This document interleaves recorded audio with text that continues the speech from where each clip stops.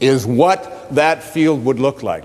And my suggestion to you here is this, that you are going to, if you want to understand intention and the power of intention, it means suspending your ego, the part of you that believes that you are separate from this source, because that's where all of our problems originated, all of our struggles, even our illnesses. This is a source of well-being. Everything that emanates from this source emanates from a field of well-being. It looks like something. It sounds like something. One of the things that it sounds like, I took from one of the great spiritual traditions in the universe. It's from the Bhagavad Gita, what is called the Hindu holy book, the Song of the Lord. But you can look in any spiritual tradition, whether it's Christianity, whether it's Judaism, whether it's Zoroastrianism or whatever, and basically they all say the same thing. If this source that we call God or soul or spirit, if it could speak, what is called the Hindu holy book, the speak, this is what it would sound like. And then later on, I'm going to talk to you about what it looks like. What does it look like? I am the source of all material and spiritual worlds. Everything emanates from me. That's what it sounds like. Everything emanates from me. So that means you. And that's why the words, with God all things are possible, means that when you find in your heart a way to reconnect to this, and remember what I talked about in those opening quotes, that this field of intention is a field that is only corroded because we take on something that separates us from the source. And that is called the ego. And the ego is really nothing more than an idea that we carry around. It's the source of virtually all of our problems. The only difficulty is you can't check into a hospital. Like if you got an appendix problem, you check in, get an appendectomy. There's no place that I know of that gives egoectomies. It would be nice, but it doesn't work that way. So that what you want to do is figure out a way to get rid of this idea that who I am is separate from this. And this is your source. And when you reconnect to your source, live in harmony with your source, you are connecting to the field of intention. And when you're with this field of intention, everything that this field of intention from which all material worlds emanate, everything that it can do, you can do, because you are it and it is you. The problems that we have is we've come to a place where we believe that we are separate from it. And so we start to believe that I am what I do, and I am what I have, and I am separate from everybody else, and I am my reputation, and I'm separate from what is missing in my life. But this field from which all things originate, if it's everywhere, it's got to be in you. And if it's everywhere and it has to be in you, it has to also be in everything that you perceive to be missing from your life. It has to be in that too, because there's no place that it's not. And if there's no place that it's not, you literally are already connected to everything that you would like to attract into your life. What keeps you from doing it is your belief that you're separate from your source. We want to reconnect to this source. People ask me the question, what about a free will? If I was intended here, and the shape of my life was intended here from this source, where does that leave me with a free will? Well, where it leaves you with a free will is this. You have a free will to decide whether or not you are going to connect or not connect to that source. That's your free will.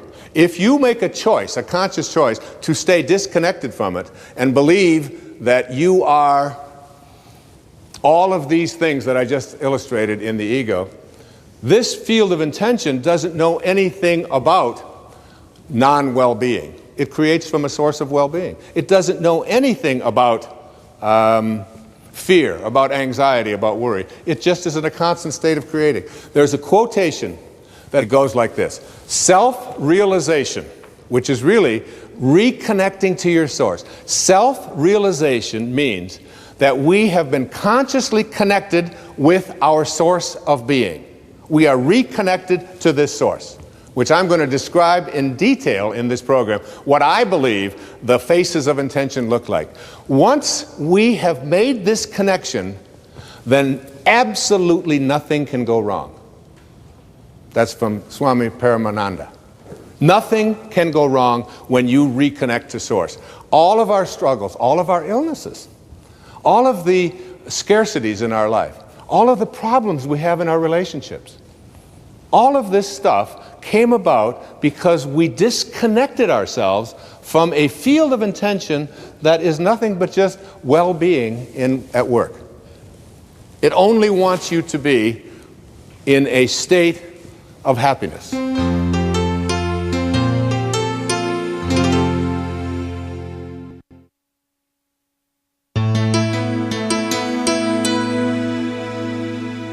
I said in a book that I wrote many years ago called Gifts from Icus, there is no way to happiness. Happiness is the way. You're not going to find it in something outside of you. It is, and it's like when you understand this and get this, connecting to intention means something that's very powerful to you. There's an observation that I came across in the writing of The Power of Intention by a man who gave a lecture, I'm not sure the exact year, but it was in the early 1900s. His name was Thomas Troward. And he gave a series of lectures on mental science at Edinburgh in Scotland, called the Edinburgh and Dorey Lectures. And one of those observations, one of those quotations was this. I really love this. He said,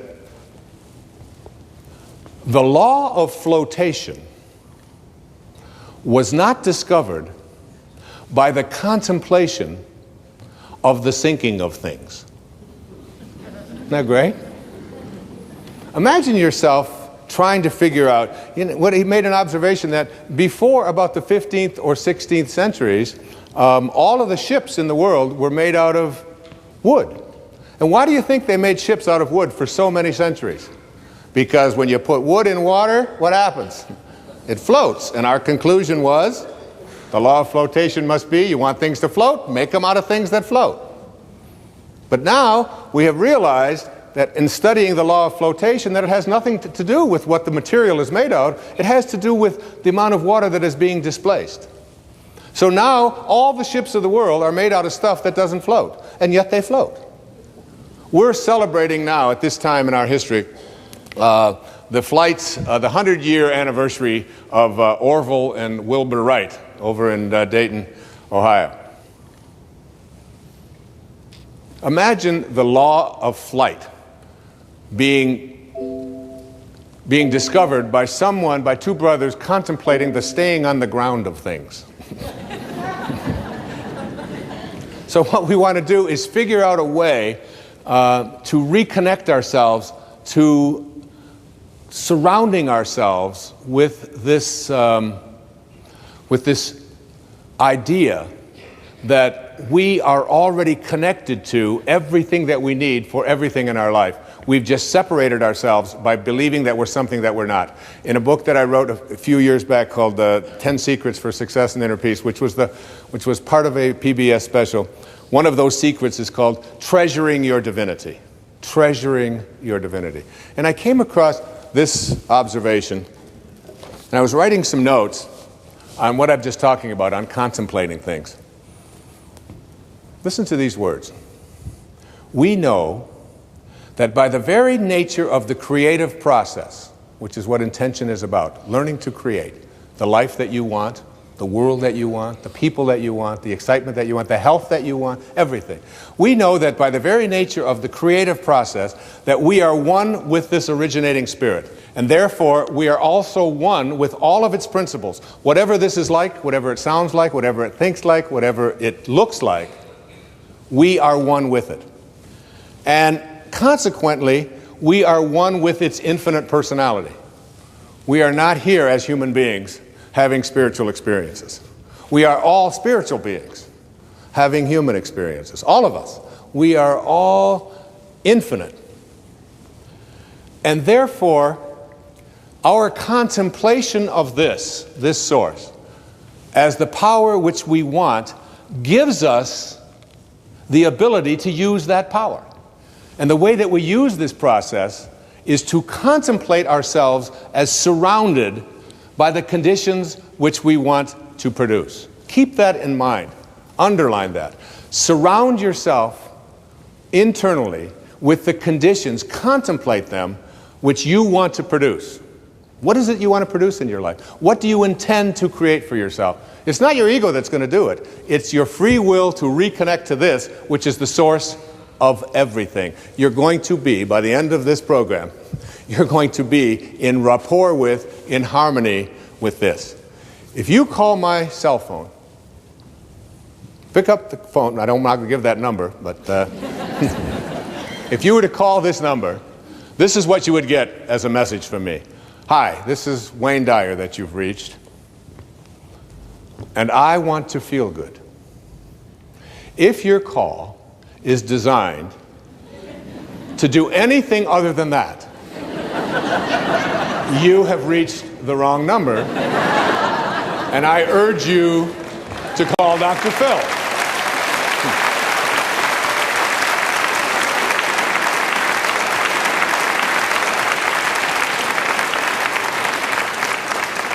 But feeling good is perhaps the most important thing that I can talk to you about here in cleaning up this link. If you open up the Torah, this ancient spiritual text, the Old Testament, and go to the very opening lines, Genesis 1:1, it says, what? In the beginning, God created heaven and earth. Pretty simple. God is infinite. Out of this source came all the material worlds. And then if you read down 31 lines later, it says, and all that God created was good. So good and God are synonymous, aren't they? Good and God, just an O, just one extra O. So that when you say, I want to feel good, as you'll see as this program unfolds, you're really saying, in a way, I want to feel God. I want to feel whatever this beautiful source of all, this divine mind, this source of all things, I want to feel what it feels. Now you might say to yourself, yeah, it's easy to say I want to feel good, but how can I feel good when so much around me is bad? How can I feel good if my sister-in-law has cancer? And how can I feel good if I know that over on the other side of this planet there are people who are starving to death? And how can I feel good if there are people who are poor and I have money, and there are people who are starving? And how can I feel good when my children act in the way that they act? Or how can I feel good? And I suggest to you that when you say I want to feel good, what you're saying is I want to feel God. I want to feel this. I want to connect here. And I want to offer this to you as a very important and powerful piece of advice that came to me years ago. You cannot get sick enough to heal one person on this planet. And you cannot get poor enough to make one person wealthy on this planet. And you cannot get confused enough to unconfuse one person on this planet. No amount of your feeling bad, when you say feeling bad, what you do is you lose your connection to Source. And when you lose your connection to Source, what happens is you create something called resistance. I can't do this. It's not possible. I don't deserve it. It's just not something that I can do.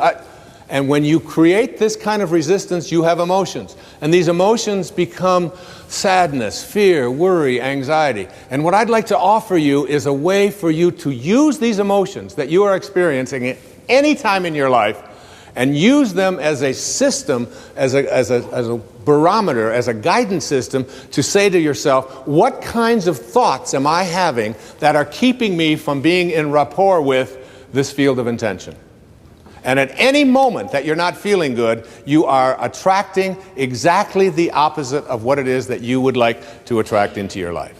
You are using this as a way to keep yourself from feeling God or feeling good. If you are listening to the news, and the news is filled with all of the reasons why you should be depressed, and it's not an accident that then they are sponsored by all of the reasons why you should take these narcotics or these pills or whatever it is in order to get over. So here's some depression, and wait a minute, we'll be right back. Here's a way out of it, okay?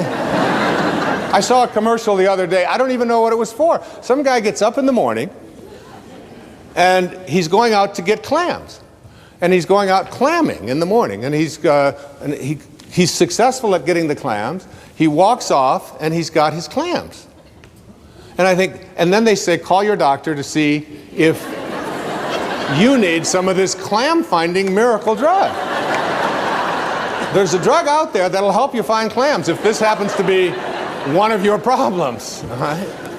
And there's something out there, and now we're being told to call our doctors. Do I need the orange pill, the green pill, the purple pill? Do I need this one? I saw so-and-so reading it, and she was skating on the ice, and I want to skate on the ice. And it's like it's an endless progression of this. It's one of the reasons that I put so much of my energy into public television.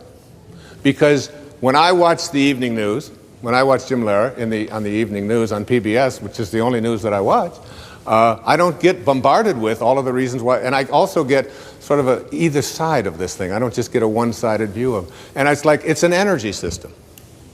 I'd like to say to you here that my idea about connecting to intention has certain obstacles to getting there.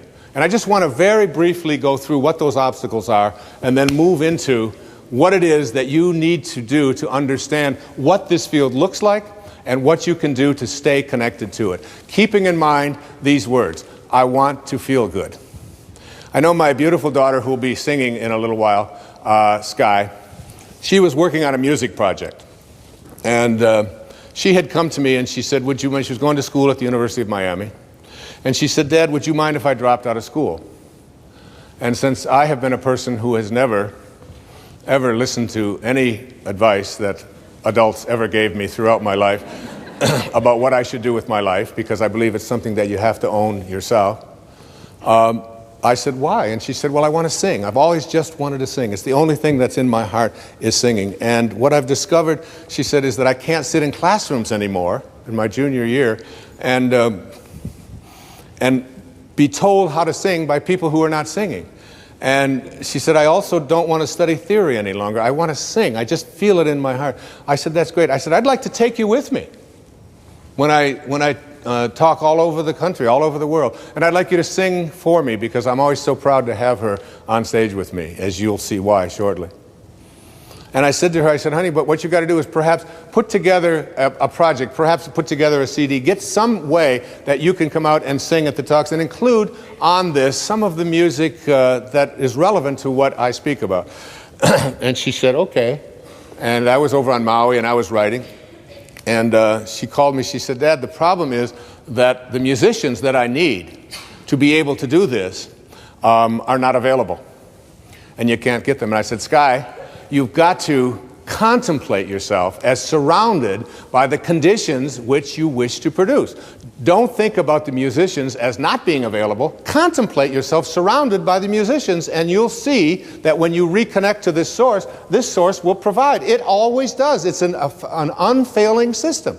It's fail-safe. She said, all right, Dad the dork, you know.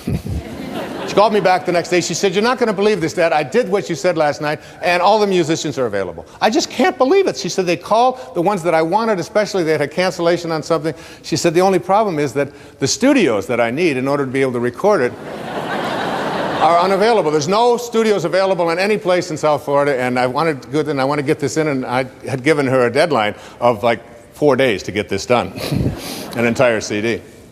So she called me back and she said, how do I get a studio? I said, Sky, contemplate yourself as surrounded by the conditions which you wish to produce. The law of flotation was not discovered. All right, I got it with the flotation, okay? She called me back the next morning. She said, Dad, it's a miracle. She said the studios had a cancellation, and the studio that I really need and the musicians, they're all available. I can put the whole thing together. It's so exciting. This stuff really works. I said, of course it does. She said, the only problem is that it costs quite a bit of money to pay these musicians and to have the studio time. I said, Sky, honey, you've got to contemplate yourself as surrounded by the conditions which you want to produce. She said, that's why I'm calling you.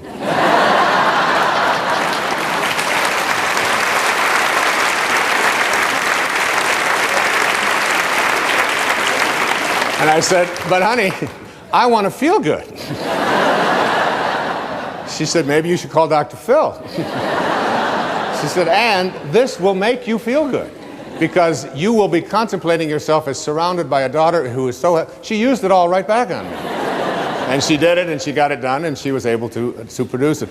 And, you know, it sounds like a silly little example, but it's like the obstacles that we have to creating what we want very often are in the ways that we perceive ourselves as disconnected here. And every thought that you have that says, I can't do it, is resistance to connecting to Source. And every thought that you have that says, it's never worked before, that's resistance to connecting to this Source, to what is being, what I call vibrating through Source energy, getting back to your, having your desires, what you want to create in vibrational harmony with this highest energy in the universe. The obstacles that we have, most of us are, there's three of them. The major one is the ego, which I talked about earlier. You have to learn to stop being offended.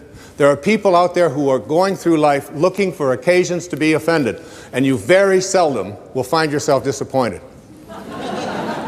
And if you don't like the way somebody's dressed, that's a way to be offended. If you don't like the language that they use, one of the things I do is I run in hallways when I'm traveling on the road, because I like to do my running every day, but I don't like to, if it's very cold or very hot, I don't like to have to carry a lot. So I just carry a pair of shorts, and I run up and down the hallway like this. I run here and I run up and down, and I get an hour of running out there in the hallways of hotels.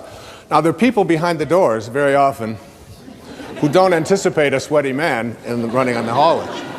And there are times when the doors will open and I'll be running and I'll hear someone walk by. What is that guy doing? What's wrong with him? Doesn't he know that there's a track? This isn't the place. And he's using my experience out here as a reason to be offended. And he's still on the way down. He's yelling at his wife about the fact that I shouldn't be there.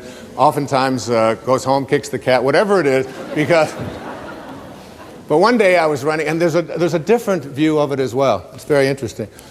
Because I was running in the hallway one time, and the door opened, and a woman had to be 92, 93 years old. So it was in Little Rock, Arkansas.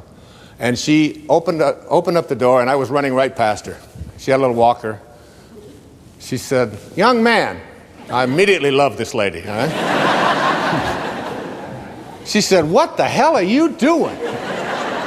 I said, "Well, ma'am," I said, I stopped, I was running in place. I said, "I just like to get my heart rate going up there. It's really good, and I didn't want to go outside because it's very hot out there today."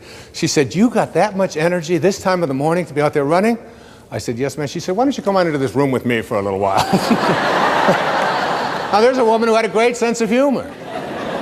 With the same, she wasn't looking for an occasion to be offended. How many times do you find yourself doing that? Or stopping yourself from feeling superior, or from needing to be right, or from needing to win, or from needing more, or to achieve, or to be concerned with your reputation. All of these have nothing to do with Source energy. All of that has to do with this identity that you've taken on that says, I am, all of these accomplishments are what I do. That's one. The second of these obstacles is what I call the energy of your life. Everything in the universe has energy. Everything.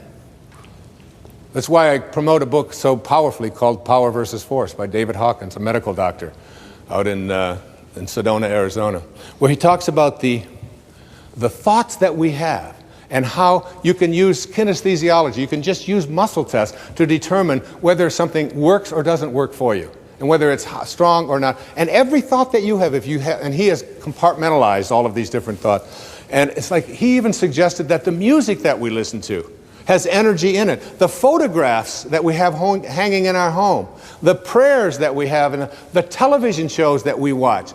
There is very low energy out there. The average child in America has already seen 12 12,000 murders, simulated murders, in his living room on cable and commercial television before his 14th birthday.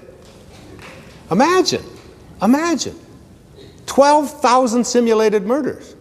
You never see that on public television. That's why I'm here doing this for public television. Because it's a place where you are not allowed to send that kind of energy out. So my son, I was over on Maui, and we were there for the summer, and all of a sudden I hear this crazy music playing throughout the whole place. And it's some kind of gangster thing and wanting to kill people and loud swearing and all of this. I said, Sands, what is this? What are you listening to? He said, Dad, it's really cool, man. This is rap. This is really, it's like 16, I said, go get the CD. And this is something that I read in Power versus Force. He said, what do you mean? I said, go get the CD. Now, he's a big, strong, 16-year-old strapping kid, 6 foot tall, very muscular, a lot of testosterone.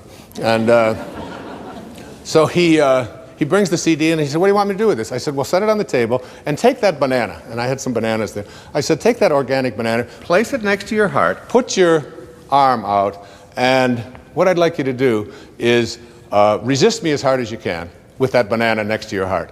And he did, and I put 2 fingers on, I couldn't budge his arm. I said, now take that CD and put that next to your heart. He took the CD with the energy in it. As hard as this is to imagine for yourselves, you can try this in your own work. And he held that next to him, and he became powerless to my 2 fingers pushing down on his arm. The energy weakened him. The energy of the foods that we eat, the shows that we watch, the people that we surround ourselves with. Even most of you know that I'm a camel. And a camel is an animal that starts out every morning on his knees, and he goes to bed every night on his knees. And he can go 24 hours without a drink. And that's something that I do every day. I go 24 hours without a drink. And it isn't because I labeled myself as an alcoholic or anything like that. I was told by a very powerful and important teacher that if you want to reach the levels that I would like you to be able to understand, where you can literally do a somersault into the inconceivable and see yourself as capable of attracting and healing and being able to create abundance, if you want to be able to be all that you can be, he said you've got to stop putting substances into your body that are deteriorating the body and deleterious to the health of your body. And he said alcohol just happens to be one of those things. So I don't take a particular moral position on it. I did it because I didn't want that energy into my life. So look at the energy of your life, the places that you accumulate, the friends that you have, the people that find fault with what you're doing. Look at all of the way, even a simple little thing like feng shui, which is a Chinese form of how you arrange the furniture in your. It's so cool. But I've got a lady who works with me over in Maui, and every time I go away, she'll come back and she'll have this thing moved over here and this thing over there, and I'll say, but I like this here. This is where I shave. No. The feng shui of that isn't quite right, and you don't want to have a red next to you. I just listen to her. My place is one of the most pleasant and beautiful places